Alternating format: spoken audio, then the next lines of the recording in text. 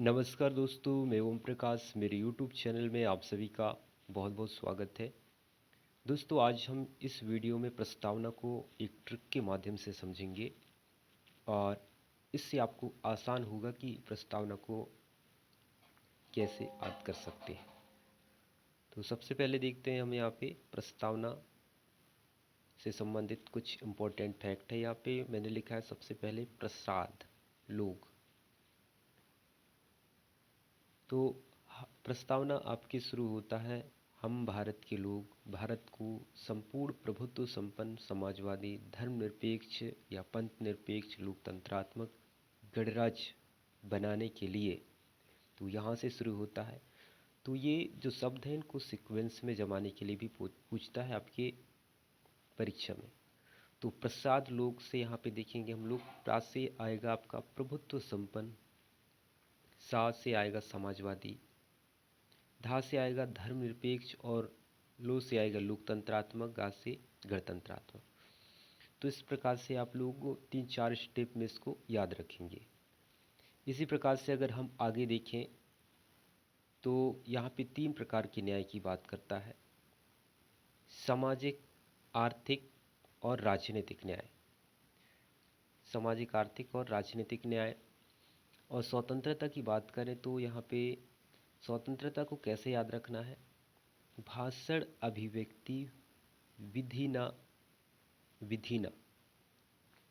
भाषण का आपके प्रस्तावना में भाषण नहीं है, वहाँ पे आपके विचार, अभिव्यक्ति, विश्वास, धर्म और उपासना की स्वतंत्रता है। तो यहाँ पे मैंने याद करने का एक तरीका है ये: भाषण यानी विचार हो गया, अभिव्यक्ति का अभिव्यक्ति हो गया, वी का यहाँ पे वी है ये, वी का विश्वास, डी का धर्म और ना का उपासना। तो मैंने यहाँ पे लास्ट शब्द को लिया है उपासना। तो इस प्रकार से इसको याद रख सकते हैं।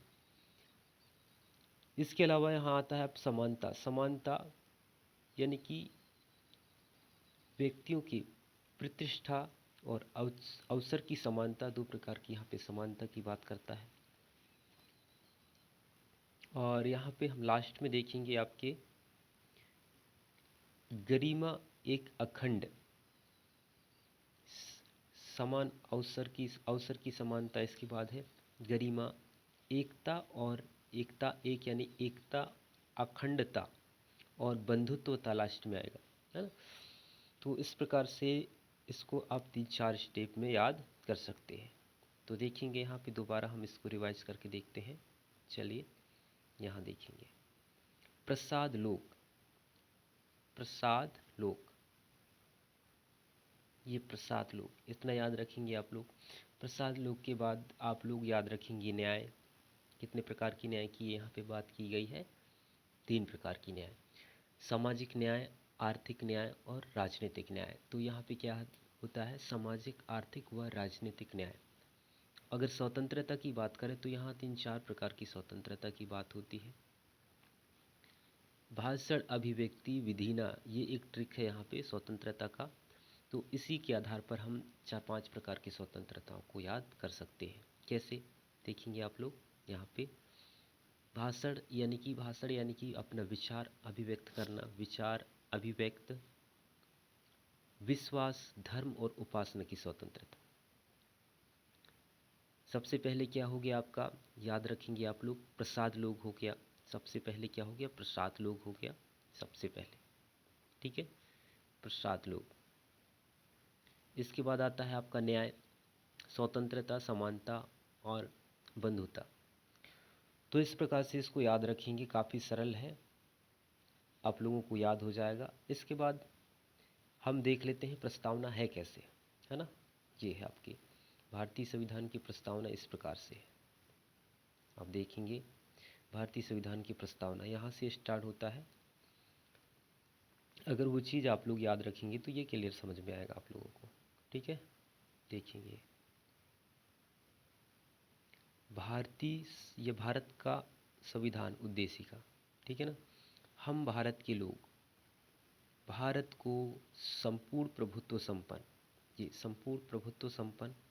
इसके बाद आता है समाजवादी, पंथ निरपेक्ष, लोकतंत्रात्मक गणराज्य ये इम्पोर्टेंट चीज़ है, ये 5 शब्द हैं, ये इम्पोर्टेंट है। कभी इसको आपको सीक्वेंस में जमाने के लिए पूछ सकता है कि सबसे पहले कौन आता है, संपूर्ण प्रभुत्व संपन्न आता है, पंथ निरपेक्ष आता है, इसके बाद कौन आता है, लोकतंत्रात्मक गणराज्य आता है या समाजवादी आता है, ये पूछता है।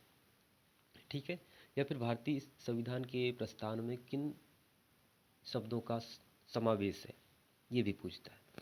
इसके बाद आता है आपके 3 प्रकार की न्याय, सामाजिक, आर्थिक और राजनीतिक न्याय। 3 प्रकार की न्याय की यहाँ पे बात की जाती है। आगे अगर देखें हम तो यहाँ पे स्वतंत्रता की बात करता है। कितने प्रकार की स्वतंत्रता, विचार, अभिव्यक्ति, विश्वास, धर्म और उपासना, भाषण, अभिव्यक्ति, विधिना, जिसका मैंने यहाँ पे एक ट्रिक बनाया है। भाषण यानी कि विचार, अभिव्यक्ति का अभिव्यक्ति हो गया, वी का विश्वास, धी का धर्म और ना का उपासना। तो इस प्रकार से याद रखेंगे। इसके बाद समानता की अगर बात करें तो प्रतिष्ठा और अवसर की समानता, प्रतिष्ठा और अवसर की समानता। इसके बाद अगर हम देखते हैं आगे तो इम्पोर्टेंट चीज़ क्या है, गरिमा। गरिमा एक अखंड, ये है व्यक्ति की गरिमा, राष्ट्र की एकता एक और अखंडता, अखंडता सुनिश्चित करने वाली बंधुता बढ़ाने के लिए। तो इस प्रकार से ये जो इम्पोर्टेंट शब्द हैं इनको याद रखना है। सबसे पहले कौन सा आता है, फिर कौन सा आता है, या फिर किन किन चीज़ों को, ये किन किन शब्दों का समावेश आपके प्रस्तावना में है, ये पूछता है। इसके बाद आपका जो संविधान है यहाँ 26 नवंबर 1949 को बनकर पूरा कंप्लीट होता है। तो ये इम्पोर्टेंट है। तो इस प्रकार से मैं जो बताया आप लोगों को ट्रिक, उसी ट्रिक के अकॉर्डिंग आप लोगों को याद रखना है। अब आगे देखते हैं हम लोग इसके इम्पोर्टेंट फैक्ट्स और क्या है। यहाँ पे देख लेंगे इम्पोर्टेंट फैक्ट्स। प्रस्तावना, प्रस्तावना की शुरुआत करने वाला पहला संविधान अमेरिका संविधान था। अमेरिका का संविधान जो 1789 में बना है ना, 1789 जो फिलाडेल्फिया के सम्मेलन हुआ था, उसी में अमेरिकी संविधान को बनाया गया था और प्रस्तावना को सबसे पहले वहाँ पे शामिल किया गया। इसके बाद जितने भी लोकतांत्रिक देश जहाँ पे लोकतांत्रिक शासन व्यवस्था अपनाई गई और संविधान बनाए गए, वहाँ पे जो अमेरिका संविधान है उस के प्रस्तावना से प्रेरित होकर कई ऐसे संविधानों में प्रस्तावना को लिखा गया। प्रस्तावना से तात्पर्य संविधान की परिचय अथवा भूमिका से है, यानी कि प्रस्तावना को पढ़ने के बाद हमको ये पता चलता है कि प्रस्तावना आखिर क्या चीज़ है और हमारे भारतीय संविधान में किन किन चीज़ों को समाहित किया गया है। ये एक कहना चाहिए तो माइंड मैप है ना, कि हमारे भारतीय संविधान के अंतर्गत किन किन चीज़ों का समावेश है। ये सारी चीज़ों का यहाँ पे हमको ये परिचय में समझ में आता है। ए पालकी वाला ने प्रस्तावना को संविधान का पहचान पत्र कहा है। पहचान पत्र, भारतीय संविधान की जो प्रस्तावना है उसको पहचान पत्र किसने कहा, तो पालकी वाला ने कहा है। एन पालकी वाला, ये याद रखेंगे। इसके अलावा अगर हम दूसरा फैक्ट को देखते हैं तो भारतीय संविधान की प्रस्तावना पंडित जवाहरलाल नेहरू द्वारा पेश किए गए थे, जो उद्देश्य प्रस्ताव पर आधारित है। किस पर आधारित है, उद्देश्य प्रस्ताव पर। प्रस्तावना, भारतीय संविधान की प्रस्तावना को पंडित जवाहरलाल नेहरू के द्वारा पेश किया गया था और ये किसके आधार पर है, उद्देश्य प्रस्ताव के आधार पर है। इतना चीज़ आप लोग यहाँ से याद रखेंगे। इसके बाद कुछ और इम्पोर्टेंट फैक्ट्स हैं जिसको हम यहाँ पे देखेंगे। क्या है, यहाँ पे देख सकते हैं आप लोग।